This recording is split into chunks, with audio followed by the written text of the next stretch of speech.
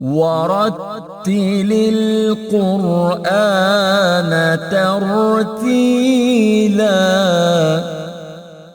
بسم الله الرحمن الرحيم. الحمد لله والصلاة والسلام على سيدنا رسول الله وعلى آله وصحبه ومن والاه. أهلا ومرحبا بمتابعينا على قناة هاني زيتون، ومع السلسلة الثالثة من اختبارات التمييز السمعي للمقامات اللي بعنوان اختبر أذنك.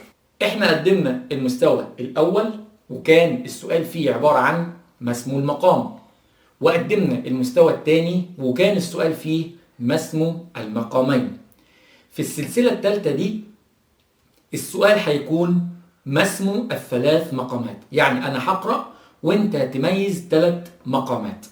جهز الورقة والقلم واستعد واسمع كويس وحاول تميز المقامات اللي هقرأ بها دلوقتي. نبدأ مع بعض. بسم الله الرحمن الرحيم. اقترب للناس حسابهم وهم في غفلة معرضون.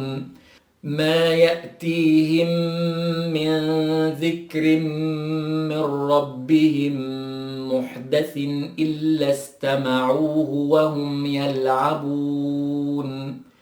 لاهية قلوبهم وأسروا النجوى الذين ظلموا هل هذا إلا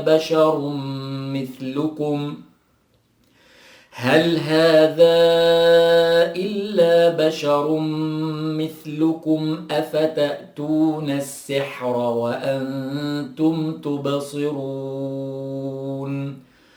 قال ربي يعلم القول في السماء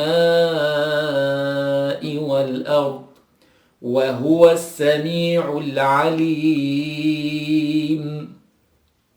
بل قالوا أضغاث أحلام بل افتراه بل هو شاعر فليأتنا بآية كما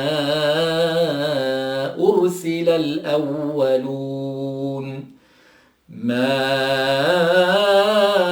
آمنت قبلهم من قرية أهلكناها أفهم يؤمنون.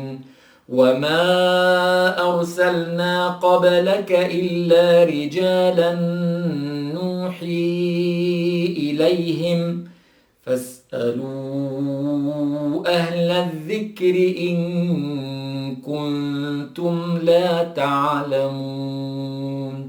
صدق الله العظيم. السؤال ما اسم الثلاث مقامات؟ ايه المقامات اللي احنا قرأنا بيها؟ اسم المقام الأول، اسم المقام الثاني، واسم المقام الثالث. يسعدنا انكم تكتبوا الإجابات في كومنتات الفيديو، واستنونا في الفيديو القادم وهنقول لكم على الإجابات بإذن الله. أشكركم. السلام عليكم ورحمة الله وبركاته. ورتل القرآن ترتيلا.